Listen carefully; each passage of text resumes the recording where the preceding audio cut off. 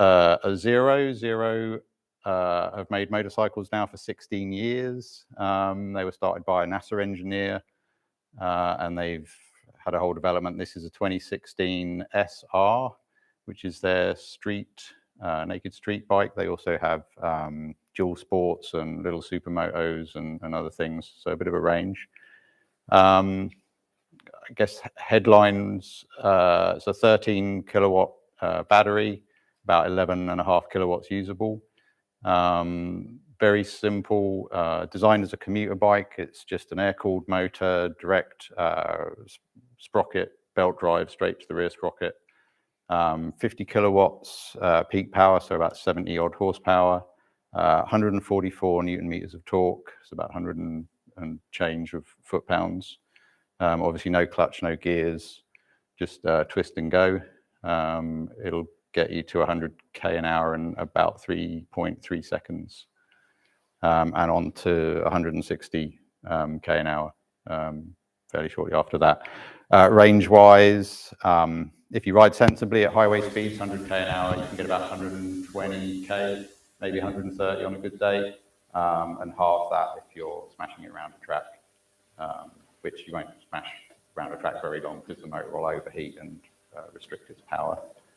I've owned it about 3 years and done 120,000 K on it. Absolutely no servicing other than changing the belt and all the usual consumables, tires,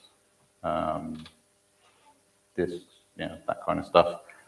I'd been riding a long time before I got the Zero, and the obvious difference is there's no noise with this one. There's no reduction gears or anything like that, which was difficult to get used to at first. Obviously, you use engine note to hold a speed, so don't really have much of an idea how fast I'm going on it a lot of the time.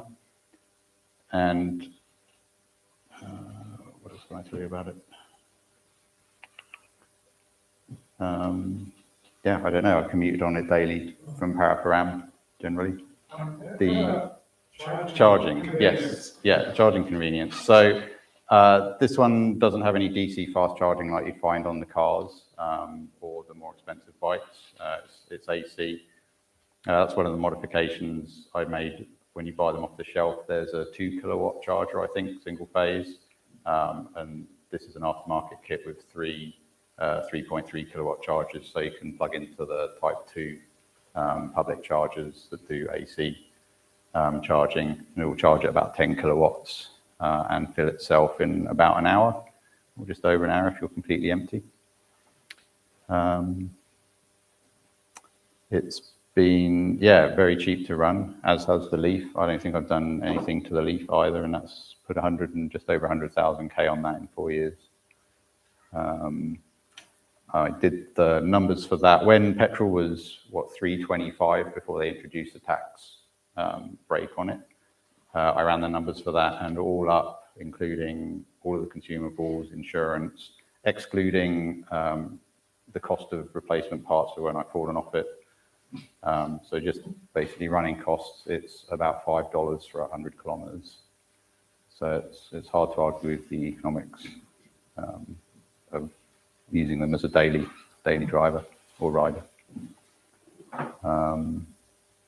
The center of gravity is nice and low and central, so it's quite flickable. The motors themselves have gone through a lot of development. The 2016 model, that's a permanent magnet rotor, so the magnets are inset in the rotor. It's just a standard keyway to get the sprocket on. Later revisions, they moved to spline shafts and things like that. And the latest bikes have about 30 to 40% more power and torque than this one. Yeah. Any questions? Pardon me? Does it have regenerative braking? It does, yeah. Pretty much all EVs, any EV that uses an AC motor will just get regenerative braking as part of it. Yeah, there's different ride modes. There's a sport mode and an eco mode and a custom mode where you can set how much kind of off throttle regen you have and when you engage the brake. It's just an on and off regen though, not like to more advanced cars that will blend the regen. Depending on your brake pressure, they'll progressively engage regen to slow you down. So yeah, I can get the weird effect if I max the regen and just tap the front brake instead of sitting down on the front, it sits down on the back. So it's, yeah, there's some differences. So again, you've had it for 3 years, and it's a 6 or so year old model. Yeah.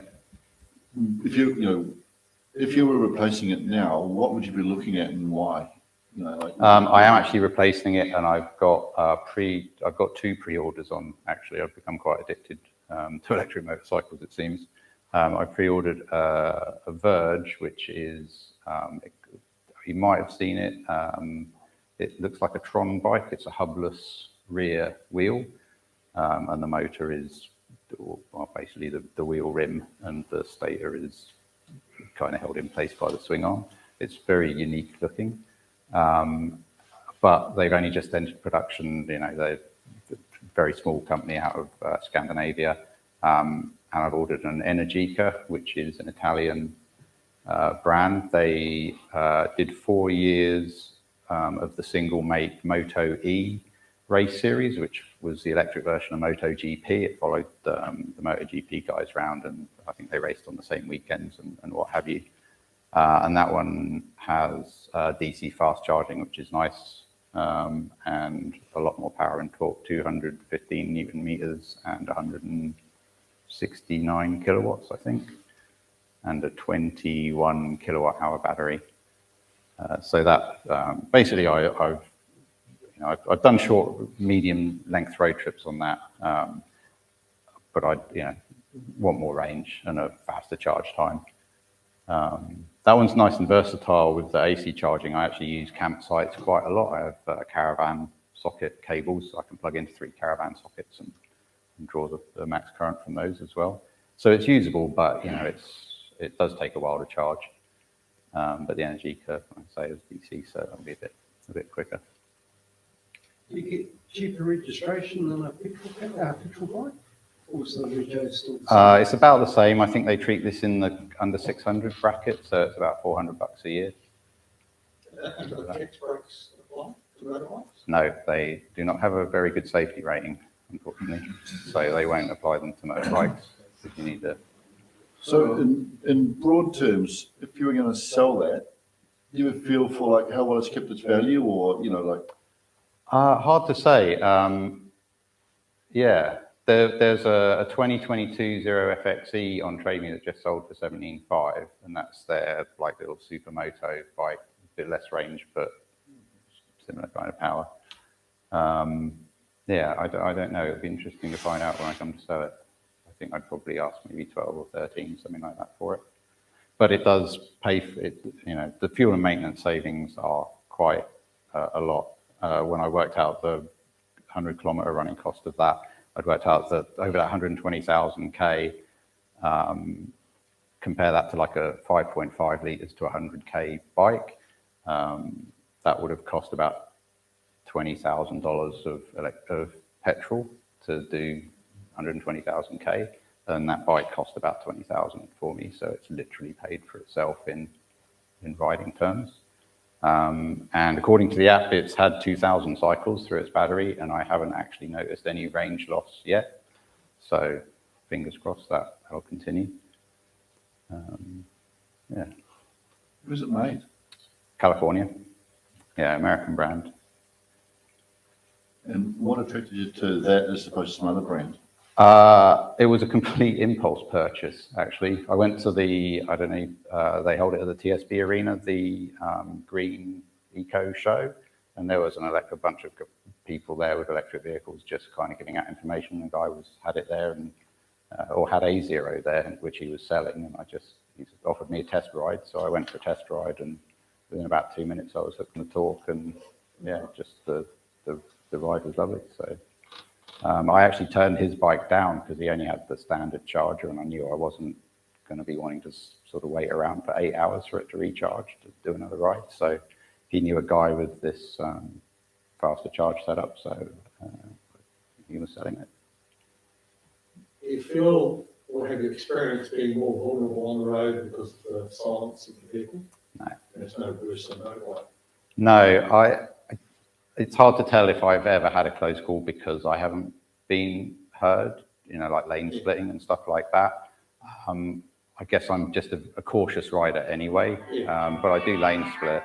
But as a driver, I'm a lot more visual. I'll notice a bike visually way before I'll hear it. Yeah. So, I haven't noticed anything. So it'd be pedestrians that would be the Yeah, exactly. Yes, skateboard. definitely. Going through Pack and Save car park is, you've got to be real careful when it's busy because people just don't hear you. I mean, the cars will make a noise now. They've mandated they have to make a noise, so they have those hums and whistles and what have you, but there's nothing on the bike. So, pedestrians. They'll learn eventually. It's They're all buried in their phone, like Australia, isn't it? use your eyes. Yeah, Thank you. that's it. No worries.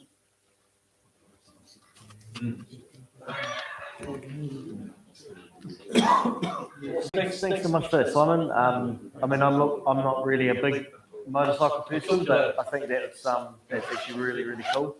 Something quite different, and it's interesting to kind of see what's coming through in the market at the moment, because you don't really see a lot of. There's a lot of electric scooter-sized bikes around Wellington. You've probably seen. They're very popular, but the only kind of official proper electric motorcycle you can get in New Zealand that's dealer supported would be the Harley Davidson Livewire. I know a couple of guys around Wellington that have those, and they absolutely love them, but they're that's a $55,000 motorcycle. But